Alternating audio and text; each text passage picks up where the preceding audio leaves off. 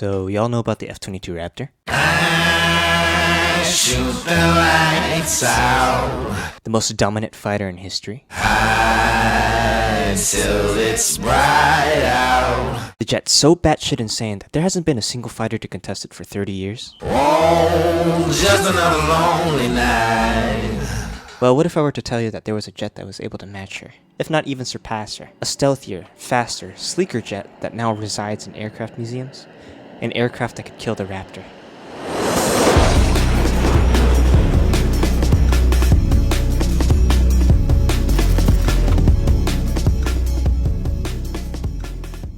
Alright, I know this is about my two character designs, but let me be autistic for a while. This is my channel, you don't get to rush my videos. Let's rewind a bit. Yeah, around here. When I turned into an aviation enthusiast, I began to wonder which jet was the greatest, as I naturally do. My conclusion led me to two fighter jets, the F-15 Eagle or F-22 Raptor. You've already heard me gush about my beloved Raptor, so let me talk about the F-15 Eagle for a moment.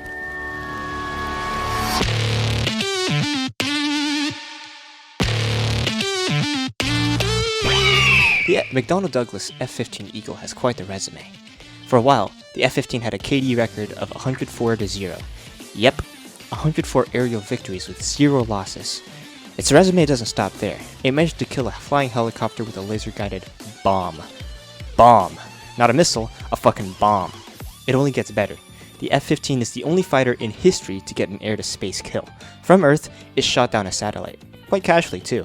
America's Eagle said to the heavens, "You ain't safe," and offended physics with Kickstart My Heart blasting in the back. This gave way to one of the hardest images I've ever seen. After all that, you might wonder, how does any fighter stand a chance against that? In March of 2003, a practice sortie of 5 F-15 Eagles and a single F-22 Raptor would commence. Though a practice sortie, no mercy would be given. All pilots, including the one in the F-22, were equally skilled. With both sides given clearance to do their best, the exercise began. Who do you think won? 5 of the greatest 4th generation fighters America has to offer, or a single Raptor? I know firsthand from flying the Raptor against other aircraft and flying other aircraft against the Raptor that it's like clubbing baby seals. It's so easy. The single Raptor beat all the Eagles easily, every single time, thus proving who the greatest fighter was. That's not fiction either. Miss Balloon Popper is a calamity. I'll put this video in the description so you could watch it for yourself.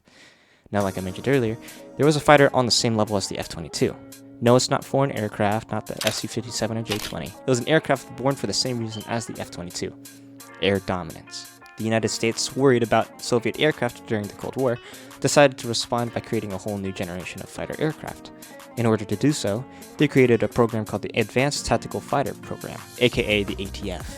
In lead of the charge were 2 companies, Lockheed and Northrop. Lockheed, partnering with Boeing and General Dynamics, would create the YF-22. The prototypes didn't hold the name Raptor yet. In fact, their nicknames weren't super duper well known like the other ATF prototype. Northrop partnered up with McDonnell Douglas, sound familiar, to create the YF-23 Black Widow 2. See, this one should have won because its nickname was cooler. The YF-23 ATF prototype was gorgeous. Seriously, look at how beautiful these aerodynamic curves are. It was so aerodynamic that it was way faster than the YF-22. This isn't due to engine performance, as they shared the same engines. It was pure aerodynamic capability. But not only was the 23 faster, it was stealthier too. So she goes faster and she's stealthier. What else? Well, it had a longer range than the YF-22. Though the 22's maneuverability was better thanks to the thrust vectoring, apparently it wasn't better by a crazy amount. The 23 was a very capable dogfighter, competing with legends even like F-16 in combat simulations. This is thanks to how well it retained speed and energy, as well as great nose authority, meaning it could pull its nose up. With all these attributes, one would be reasonable to assume that the 23 was superior to the F-22. But as you know, we have the F-22 Raptor, not the F-23 Black Widow 2. Well, what happened? Simply put, politics and money. Northrop had a history of having fraudulent activity and having a lot of cost overruns with the B-2 Spear bomber program, for instance, and it was already incredibly expensive. Additionally, competition in the aerospace military industrial complex was needed for higher and higher quality jets. It would have been controversial if Northrop had another contract, especially with their suspicious history. If they did, competition would die down and it'd be less safe in the long run. Plus, it wasn't like the F-23 would obliterate the F-22.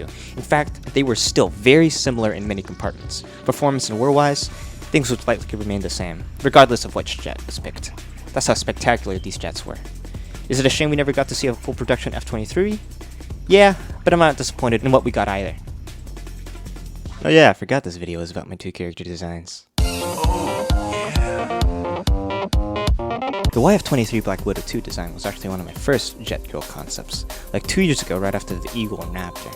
I was very inexperienced with character design at the time, and I just wanted to draw pretty girls, like I do.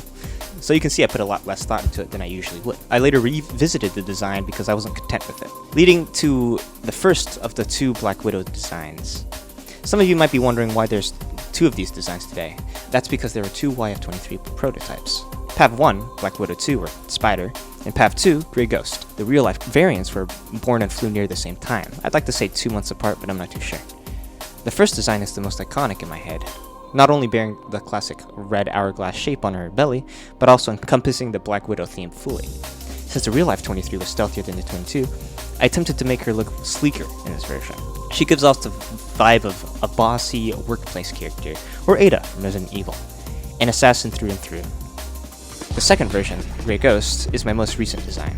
I struggled trying to balance technological advancements and spiritual power, but I'm satisfied with how it came out. Grey Ghost has a lot of inspiration from characters like 2B and Nier from Devil May Cry. I gave her this feeling of quiet confidence, something like Frieren when she fights. She's certainly my most experimental design for fighter jet girls. For instance, her fire cloak is her energy which she can manipulate. Think Nero arms from DMC5. All jet girls have special powers akin to this, but none this prominent up to this point. I made sure to make her silhouette similar to the original Black Widow 2 design as well. Her design is sleek, futuristic, and while not overly complex, I love it to pieces. I especially love the little logos I took from the actual YF-23.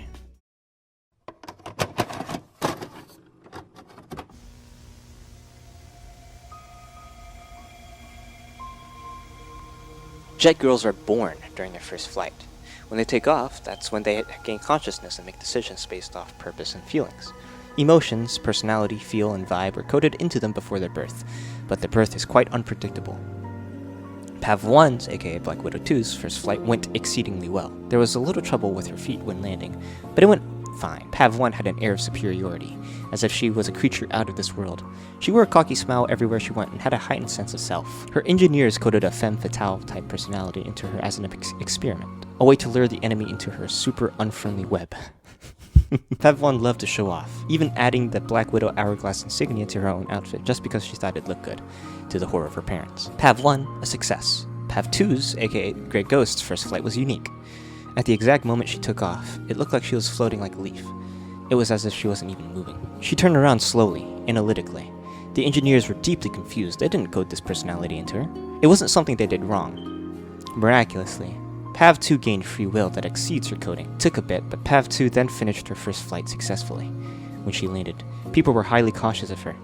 But she was very friendly. She spoke just like another person, but she had an aura of someone from another dimension. This was strange because her engineers coded her to be quite brutal, narcissistic, and quite power-hungry. PAV 2 had a far more laid-back personality than PAV 1, but equally powerful.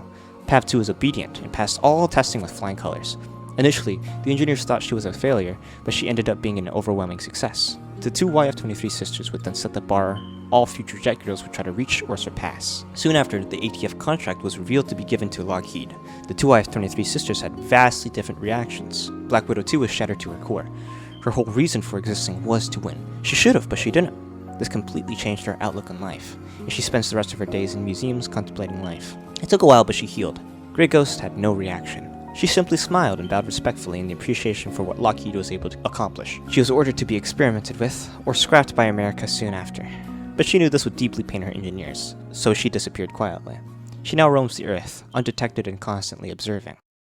I hope this video was able to give you a little insight of how much I adore these jets. This is a much different style video of what I usually do, so if you find out about this channel from this video, don't expect similar videos soon. Now these designs might be cool, but they're nothing in comparison to Hellsing.